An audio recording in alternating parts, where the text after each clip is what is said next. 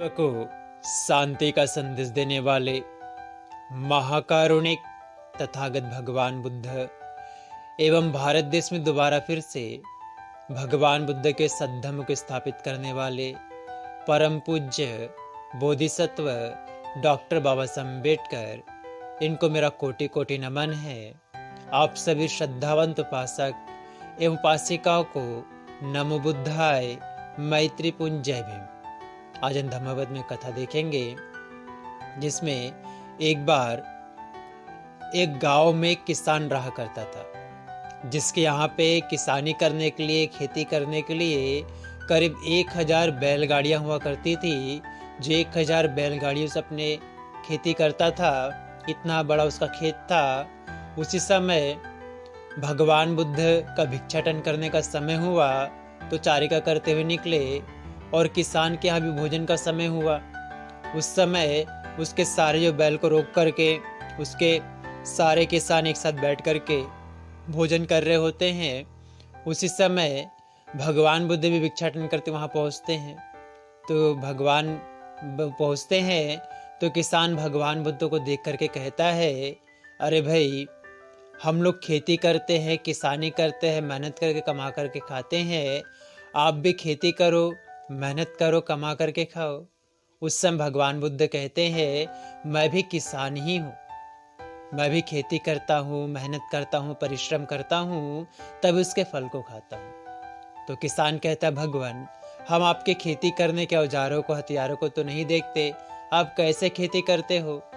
तो भगवान बुद्ध कहते हैं, मैं श्रद्धा के बीज बोता हूँ, मैं तप की वृष्टि करता हूँ और अरहत की प्राप्ति मेरा फसल काटना है, और निर्वाण की गाड़ी मैं बिना रुके चलाए जा रहा हूँ, जिससे मनुष्य के जीवन के सारे दुखों का अंत होता है, सारे दुख समाप्त होते हैं। ऐसी अमृत फल देने वाली खेती को करता हूँ। जब किसान ने भगवान बुद्ध के ऐसे अमृत खेती को जाना, किसानी को जाना, तो पात्र में खीर भर करके भगवान बुद्ध के लेकर के आया कि भगवान, आप सचमुच अमृत खेती करते हो, आप इस पात्र भर के जो खीर है इसको ग्रहण कीजिए। तो भगवान ने उसे ग्रहण करने से मना कर दिया। भगवान बुद्ध कहते हैं, जो व्यक्ति अपने स्वाभिमान को त्याग करके अगर किसी चीज को ग्रहण करता है तो ग्रहण करने योग्य नहीं होता है। और जो उपदेश होते हैं, भगवान बुद्ध कहते हैं, जो धम्म उपदेश होते हैं, उपदेश भोजन के लिए नहीं किया जाता है, इसलिए मैं इस खीर को ग्रहण नहीं करूंगा।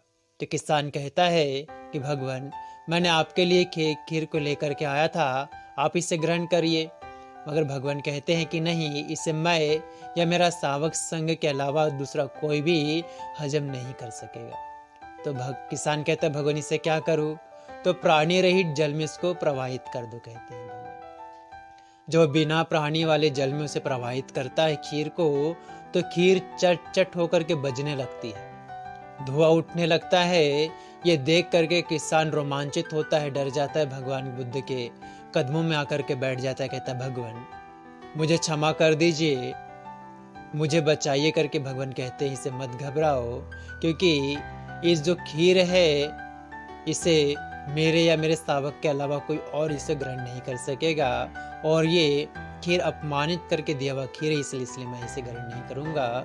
मगर अन्यथा कभी भी दोबारा अमृत फल देने वाली खेती करने का भी काम किया करो, और अपने जीवन को शील, सदाचार, नैतिकता और दान पुण्य जैसे अच्छे कर्मों का जीवन उतारा करो, जिससे तुम्हारा जो घर परिवार का जीवन है, गृहस्थिक जीवन है, किसानी का जीवन है, मनुष्य का जीवन है, वो अच्छी प्रकार से निर्वाह हो सके, मंगलमय हो, कल्याणमय हो।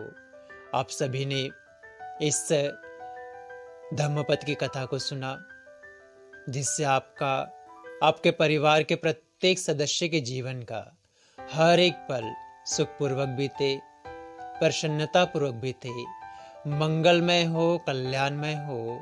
आप सभी सुखी रहे, स्वस्थ रहे, खुश रहे। भवतु सब मंगलं रक्षन्तु सब देवता, सब बुद्धानुभावेन सदा शुद्धि भवन्तु ते। भवतु सर्वमङ्गलं रक्षन्तु सर्वदेवता सर्वधर्मानुभावेन सदा शुद्धि भवन्तु ते।